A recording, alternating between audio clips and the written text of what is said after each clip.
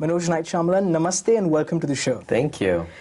Night, your new movie, The Village, is of course a completely original and new story, but at the same time, I think it would be fair to say perhaps that, like the previous movies, it does hinge on the premise of the unseen and the unknown. Now, is that something that sort of comes naturally to you, or do you sort of sit down to write that when you do? No, it comes so, I mean, it would be unnatural to not have it in there, you know? When someone, I've had advice from friends that are other directors and stuff, hey, why don't you do something else? And I said, I would if it wasn't, that's me, you know? And they said, you know, this supernatural genre, you want to leave it? And I was like, I don't know, I didn't know there was a genre like this until The Sixth Sense, so I guess, you know, why would I want to leave it? This is my house, you know? It's very, if it does feel natural, if I think of a love story, which is what this is. Right. This is my version of a period love story, you know? And it's going to come out feeling weird and tense. Like you said, this is the love story. It's a sweeping love story on one level. And that is a fairly new sort of genre for you, isn't it? Yeah, it's my Indian roots coming out. The romance and all. There's one really kind of romantic thing with her hand out and all that stuff. That's kind of Indian.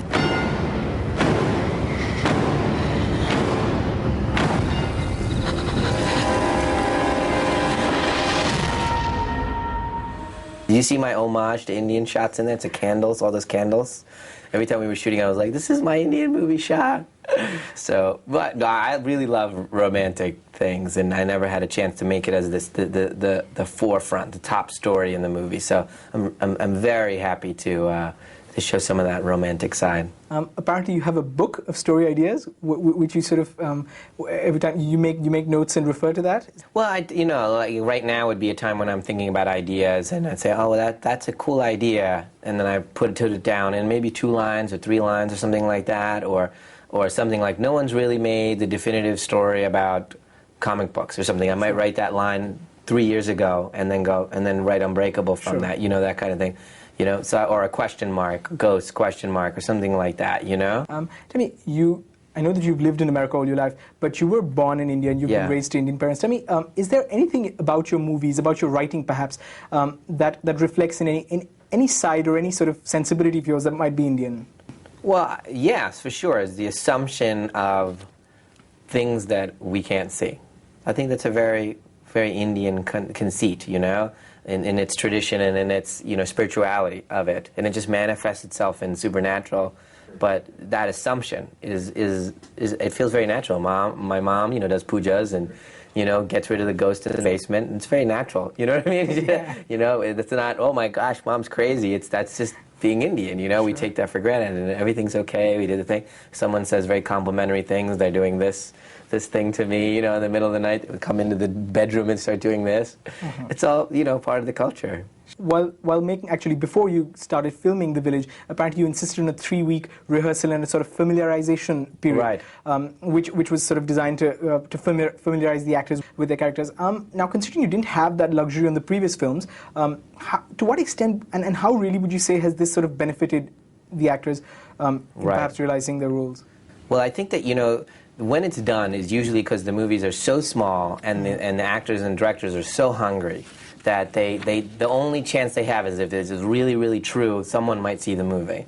And, you know, and I wanted to, even though our movie is a big movie, I wanted us to have that kind of ethic, you know? And it's almost like you know, when I went to India and shot Praying with Anger, I was like astonished at how the movie industry works over there, that actors are doing multiple movies at the same time, they just show up and then they say the thing. And to some extent we do that, you know, like the superstar shows up a couple days before, gets dressed, we talk over the thing, he already knows his lines and everything, and we go. But I didn't want it to be like that. I wanted it to be like theater and really, you know, before the cameras roll, everybody knows everything. We've talked about it for hours and hours and hours, hundreds of hours of rehearsal, and we learn about the period, and everything's really authentic and real. And so you get that kind of desperate truth because we have gone that deeply into acting. And so I feel like the acting level of the movie is at the highest that I've ever had. You know, it's interesting that you spoke about the Indian movie industry and what you've heard about it.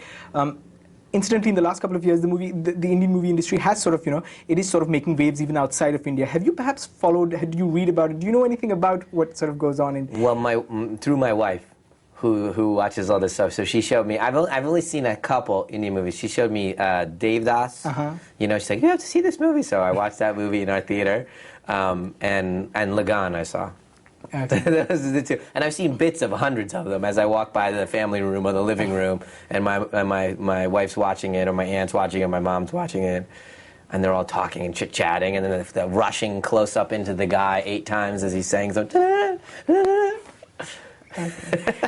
Finally, you're now working on an adaptation of the novel The Life of Pi. Now, what's interesting about that film is that it doesn't have, you can't cast a white American lead because it's about an Indian boy.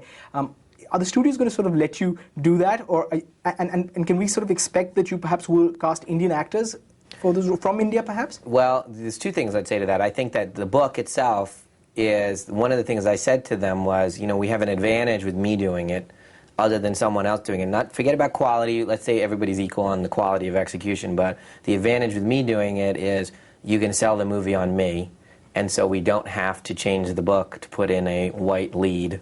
You know, if we don't feel that that's organic to the movie, you know, whereas in another scenario, they would almost have to merit the cost of making that movie, they'd have to put in a role that a white lead could do to merit the cost, whereas they don't need to do that with me. And so the integrity of the book has a chance of being sustained just a little bit more. Again, who knows if I'll make a good movie, but it's nice. They feel comforted knowing that they know who they're going to sell the movie on. Right.